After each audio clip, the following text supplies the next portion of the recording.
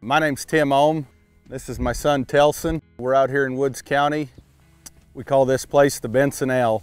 It's enrolled in the Monarch Butterfly Program through the NRCS. My name is Odell Alexander. I live in Bristol, Oklahoma. Agriculture has always been interesting since I was a little child. My name is Jim Sisney. My operation is located in Kay County, Oklahoma. I have a unique beginning in agriculture. My father-in-law was a row crop farmer and had a few cattle on the side, but principally raised wheat and hard red winter wheat and milo. I am Dr. Karen Hickman. I am the Assistant Dean in the College of Agricultural Sciences and Natural Resources here at Oklahoma State University. I'm also a professor in Natural Resource Ecology and Management. My name is Nathan Hart. I am the Executive Director, the Department of Business for the Cheyenne and Arapaho tribes, and we oversee the bison herd operations.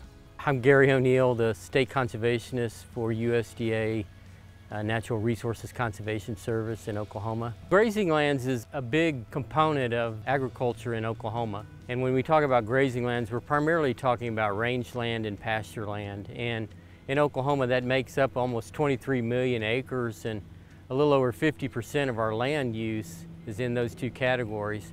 In addition, you have a lot of cropland that's grazed in our state with wheat, and you have some forestry resources where you have grazing as well. Some of the things that we get involved with is invasive species. We also look at trying to do practices that help improve the health and vigor of the plant itself, whether that's through a better distributed grazing plan or some kind of spraying component or a soil health component.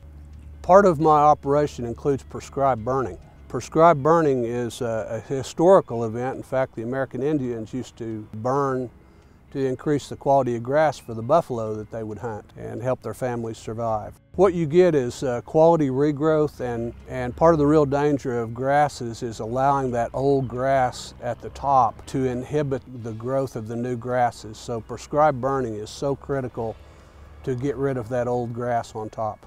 We believe in traditional methods for taking care of our land, and we incorporate fire into helping sustain the plant varieties and giving them some good health year after year. So we do prescribed burns, and on this particular field that I'm standing, we did a prescribed burn in January, and we can really notice the health of this field and the plant varieties. We're going to get a good yield of hay crop off of here. Primarily what we do for a livestock producer or someone that's managing grazing lands is we'll develop a grazing plan, a conservation plan that will identify the condition of the resource and any kind of resource concerns that might be out there. I have 415 acres there, and I had cedar trees everywhere, and they was real nice about coming out, giving me an estimate of my cedar trees and getting them all cut down. I had the ability to reach out to actually some former students of mine and develop EQIP contracts for prescribed fire, woody residue removal, as well as some lesser prairie chicken habitat. What I'm most interested in is having those cattle graze that in that middle stage when those leaves are growing, rotate them off, and then bring them back at a later date. You're really growing grass, you're not growing cattle. I grew up in South Dakota on a small farm and ranch, was involved in FFA and 4-H all through growing up. Came to Northwestern Oklahoma State University on a rodeo scholarship in 2000. Fell in love with a girl in Oklahoma, and she didn't want to go back to South Dakota, and so we stayed down here. I've been involved in agriculture my entire life. Our agency partners with 4-H and FFA and consider it a great source for promoting conservation and developing our future leaders, not only for our agency but for agriculture as a whole. Some of the things that we get involved with happens locally. We partner very closely with conservation districts. Conservation districts and our local staff help support local 4-H and FFA chapters. Oklahoma State University partner with FFA by helping host the career development event.